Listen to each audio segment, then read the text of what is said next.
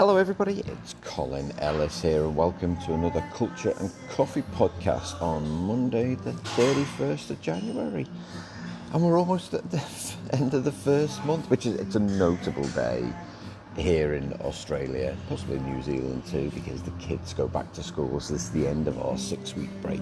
And as parents, we always start the school holidays with this feeling of sheer panic that we're never going to be able to fill the 6 weeks. I remember speaking to an American friend who's like, dude, just send them to summer camp. I'm like, yeah, it's not a thing. He's like, what? I was like, it's not a thing. He's like, what are you going to do? I was like, I know, what are we going to do? But it's gone pretty quick. Weather's been great. Kids have been great. Not that they're excited to go back to school. Is any child ever excited to go back to school? I don't know. I was never excited to go back to school, I have to say. But they're not resentful or being difficult about it. So kudos to the kids. If you're listening, who might kid and they're not listening, I'm not going to carry on. So yes. End of January. So here in Australia, everyone starts to go back to work, and by that I mean right now that means not pretending that you're working anymore when you sat by your pool or whatever people are doing. Because no one seems to be returning to the office anytime soon, unless that office is the Melbourne Open. Then 80% of capacity, you can go there. That's what we've been doing here in the last couple of weeks. It's been the Australian Open tennis, so that's finished now. Yeah, that's that real. We're back to work. It's time to go. It's time to get things. It was a really. I don't know if I mentioned this before. When we first emigrated from New Zealand, I found that really tough. Because for the entire month of January, nothing seemed to happen. And that's not what I was used to. You know, where I was from in England, kind of between, so kind of the school holidays, mid-June, end of August, people just used to drift away and leave England, because that's what you did if you wanted the holiday. But it wasn't done in a, kind of 6 weeks. It wasn't like the whole country took 6 weeks off. Whereas that seemed to be what happened here. And so what we ended up doing is planning work to kind of almost restart at the beginning of February, because there was that much uncertainty about who would be here. Anyway, there we go. End of January, ready to go again. How was your week? Did you do something nice? Are you refreshed and ready for your Monday? So today I'm in the Green Phoenix Cafe. It's on a road called Sydney Road, here in east of Brunswick, which is a suburb of Melbourne. So where I live, it took me 4 minutes to walk here. So we're in a suburb called Parkville, so there's a kind of road called Brunswick Road that kind of divides Parkville and East Brunswick. And so this is a great little spot. It's a great cafe. It's relatively new. It kind of opened just before the pandemic, unfortunately, and then obviously a struggle since then. But just such a great menu, great coffee. And I was here last week and I had a cold drip. So I thought, well, I'm going to tell you a little bit. I've actually got a long black here this morning because it takes a while to make a cold drip. So let me just talk about what that is. Now, a cold drip, if the cafe is going to make or has the ability to make cold drip, because usually behind the counter they have sort of complicated wooden apparatus, and you're like, what is that? It's like there's usually like 3 glass bowls or glass tubes, and then you can see one of them's got like a massive coffee in it, and then it's dripping very slowly. So essentially, unlike cold brew coffee, which is kind of it's cold brew coffee. It's something that we do at home. It's like we make a lot of filter coffee, make a batch of filter coffee, and then stick it in the fridge, which is essentially cold brew, and then we just pour that over ice. Or my daughter does at the minute, and she's got this habit of just pouring it over ice and then just leaving the empty bottle. I'm like, well, you could have told me. It's all about my kids, this episode. Whereas a cold drip is what they do is they allow cold water to slowly drip over fresh ground coffee, and it's a very slow process. So it takes 3.5 to 12 hours, really, depending on how much you're actually making, to drip over the ground coffee beans, and then you get like a pot of coffee at the bottom. What you can do is it builds over that time, and then you just pour an espresso size shot over ice, and that's it. So they're about $150 to $300 for a real top of the line flash one. But yeah, like most coffee, you can do your own. You just have to, kind of follow the process and do it well, I suppose. But it's really nice in summer. It's really nice in summer. It's really, really refreshing. A lot of people have iced coffee. So essentially what I was talking about before, like a batch brew, where you batch brew filter coffee and then pour that over ice. So you can do that. Or if you like to have a big cup of milk and ice cream, you can do, whatever floats your boat. Whatever floats your boat. Just add a bit of milk on top of your coffee. Just a bit of milk. Like, you don't need much. Don't make a massive glass of it. It's like having a gin and tonic in a long glass. You're not tasting the gin. Right? You're not. Just if you're going to have a gin and tonic, have it in a short glass so you can actually taste the gin. Same with the coffee. If you're going to have lots of milk on it, just get a small one so you can at least taste the coffee. All right, I'm going to talk about bureaucracy today. Bureaucracy. Now, as a former government employee, bureaucracy was the bane of my working life. But not just bureaucracy, but the people that protect bureaucracy. That they were the bane of my working life. And as a good human being, I never held any ill will over the people that protected bureaucracy. But I did everything in my power to try and bust it. So I'm going to talk to you a little bit about bureaucracy, what it is, where it comes from, and kind of not how to get around it, because I don't believe in that kind of thing, which sounds daft for someone. For those of you who listen to the podcast, I like to kind of do slightly maverick things, but I never really liked to work against the process that I found myself working in, and it's not something that I encourage people to do either. What I want them to do is to find ways to either work within it or find a smarter way and then share it with other people. And so that's often what I did, is I would find a smarter way, which I know you're going to say, Colin, that's just you working around the process. But it's not. I wasn't deliberately difficult. I wasn't like, well, we're not doing it that way. I'd be like, what's a different way that we can do this while it's still working within the rules? So I'm going to give you a couple of examples of that. But essentially, bureaucracy is, by the way, so I am in the cafe. So you've got the noise of the noise of the music, which is cool. And the guy who owns it did ask if he wants me to sing. I was like, no, I want people to hear the music. But it's also by the road, so you're also going to get the tram. I'm sat by the kitchen, so you're going to get the sound of making food, which also sounds great. And someone just sneezed. So what is bureaucracy? Well, it's the needless and sometimes pointless complexity of language and process, really. And it's something that organisations do to themselves. And that was the bit that I found hard, is that people would complain about it. People would say, this is ridiculous, I don't know why we do it this way. But no one wanted to change it. No one wanted to do anything about it, because that's the way it had always been done. And what it needs, if you're wanting to rid yourself of bureaucracy, what it needs is determined effort to find a better, smarter way to do things. So a couple of examples. And these are a couple of real examples, right, that I faced. So the procurement process. So nothing against people in procurement. Well, a little bit against people in procurement, because seriously, does the process need to be 3 to 6 months? Well, really busy. Oh, thank God, no one else is. So procurement process, it took 6 months. So I a lot of the businesses that I work with, and particularly, let me talk about government. When I was in government roles, there was a need for flexibility.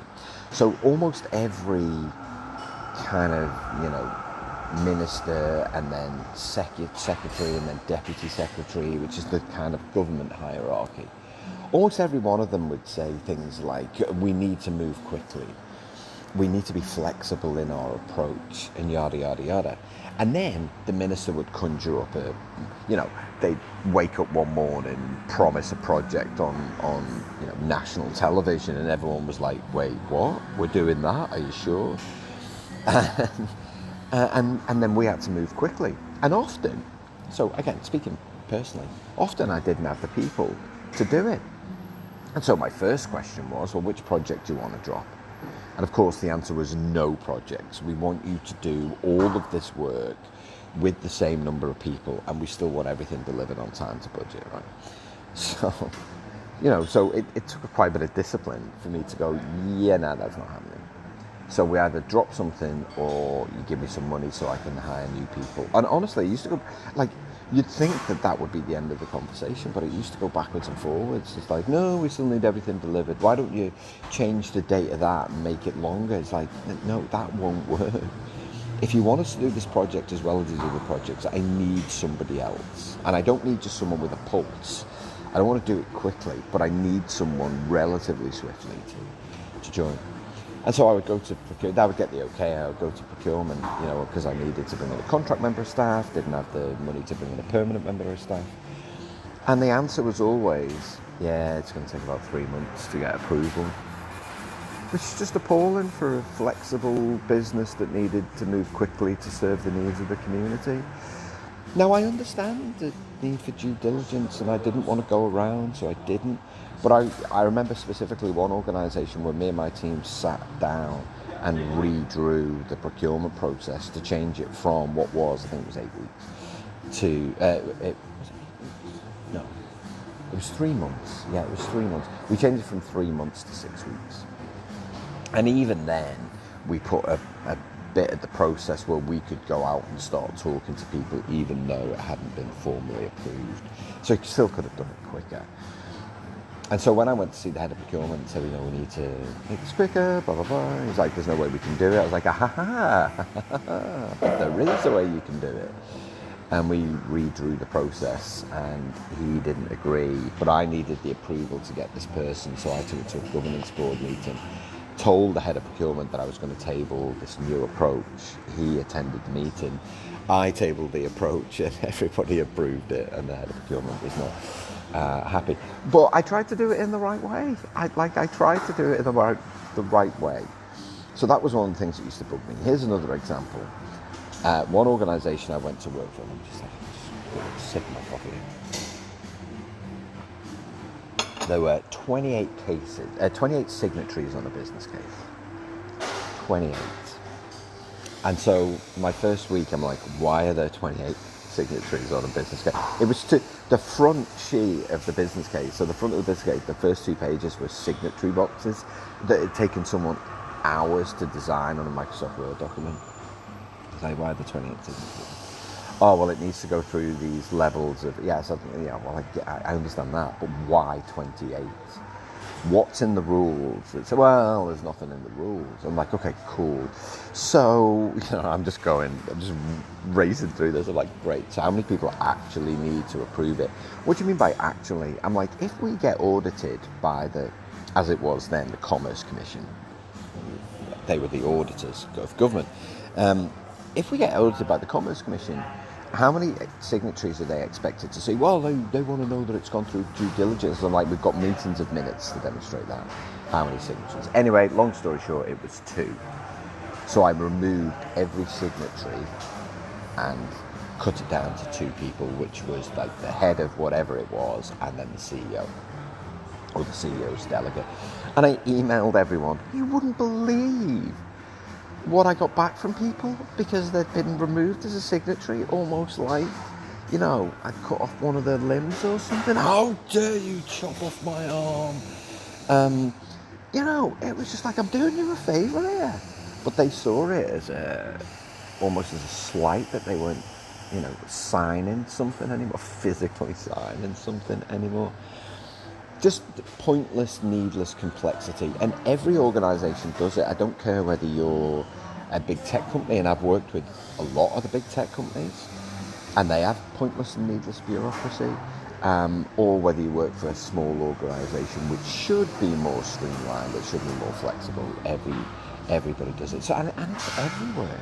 It really is. Like there are some organisations want to get rid of people, and instead of actually getting rid of them, they give them different jobs instead and call them the head of special projects. I joked about that on stage once. I said, if you're the head of special projects, you're just basically in the waiting lounge for redundancy. And this guy came up to me afterwards. He was just like, I just want to let you know that I'm head of special projects. And, you know, it's a really worthwhile job. I'm like, whatever. Now, so I said it affects everybody, and it costs money. It costs like $9 trillion a year. I remember reading this piece in the Harvard Business Review about bureaucracy. It was $9 trillion. And that's in the US alone that was being wasted. And so the things that they found were things like just too much time wasted on internal stuff that they didn't need to. Too much kind of busy work that slows down decisions, so things like pre-meetings for decision-making meetings, and then you don't actually run that meeting properly, and you end up with another follow-on meeting for the meeting where you should have made the decision, right?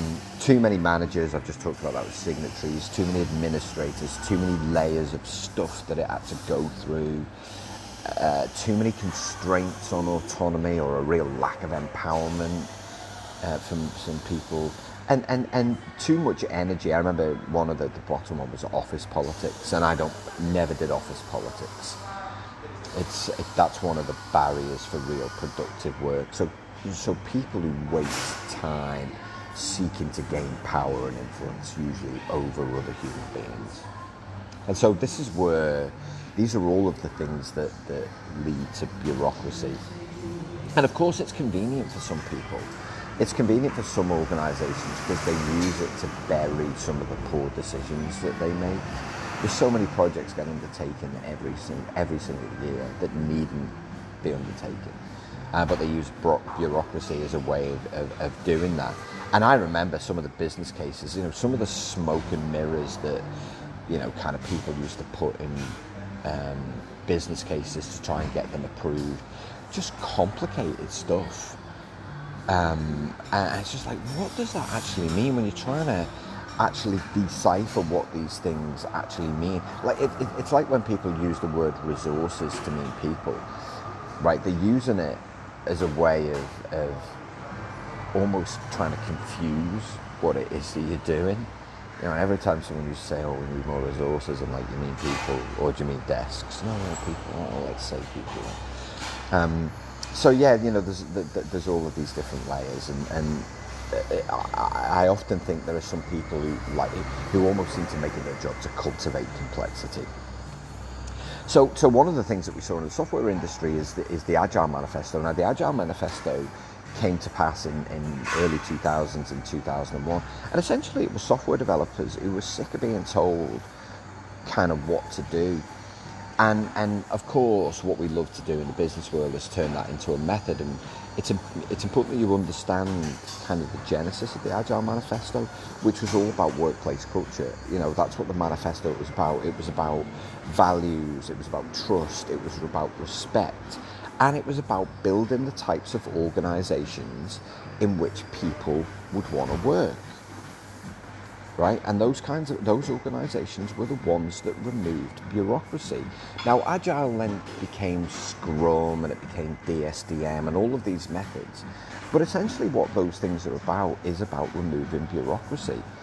It's about getting things done. So they have these 4 values, which is individuals and interactions over processes and tools.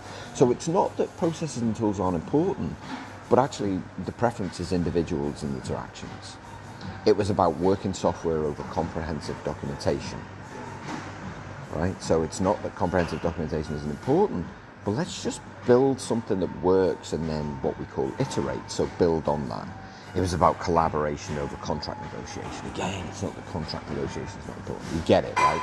It's about collaboration, and it's about responding to change over following a plan. And I think a lot of organisations forget this when they implement or when they want to become more agile. So firstly, what you've got to do is redefine the culture that the organisation needs to become. And ING Bank are a great case study for this. For those of you who've read Culture Fix, I wrote about it in the book. they're a great example of how to do it well. They wanted to become more agile, more flexible. So what they did was they redefined the culture first, and they talked about the kind of people that they needed to be, the kind of personalities, the kind of communication that they needed. They redefined collaboration in order to implement a more agile approach. So you need to do that first.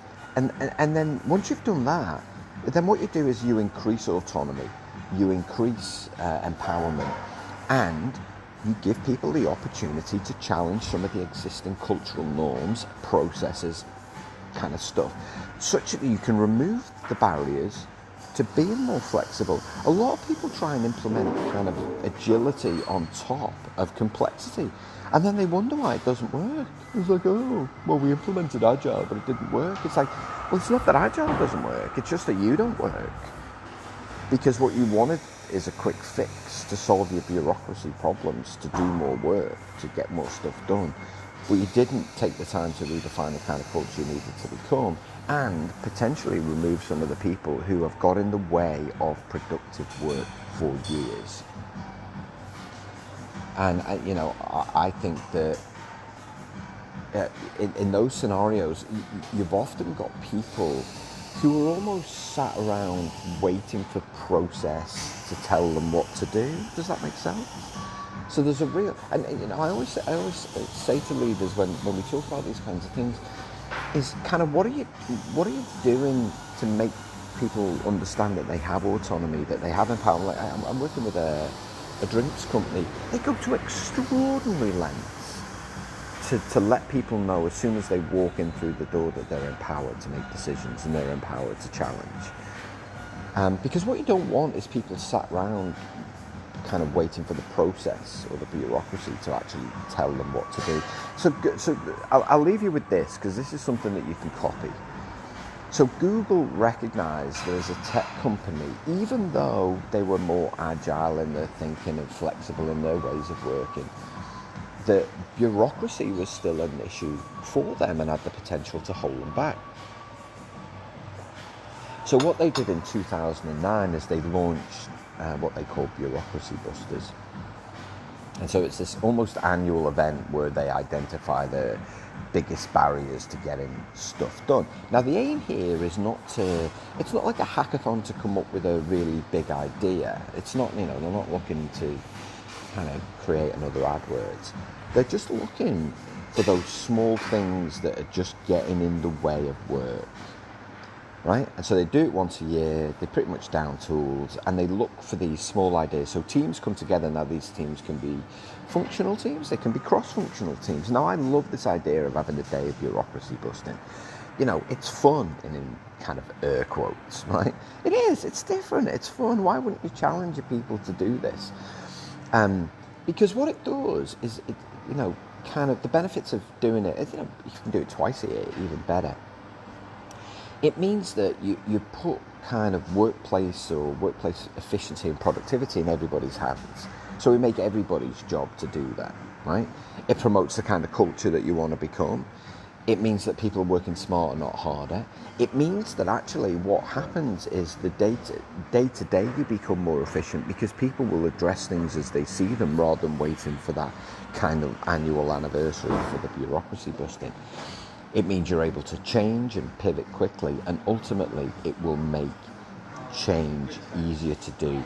And then I think alongside that, you've got to make sure that you've got a kind of leadership team or a governance system, if you want to call that will actively remove the process. So what leaders don't do is go, yeah, it's good, but not for now. They go, okay, cool, go away and do that. Okay, great, that's a smarter way to do things. Okay, is now the right time to do that? If it is, good, let's do it. Because essentially that's what governance is really, isn't it? It's that kind of that oversight to make sure that anything that gets up in the way of workplace safety, workplace productivity and results is removed, and that includes some of the people that generate bureaucracy in the first place. All right, that's your Culture and Coffee podcast this week. Hope you have a great week wherever you are in the world. See you next week. Ta-ra for now.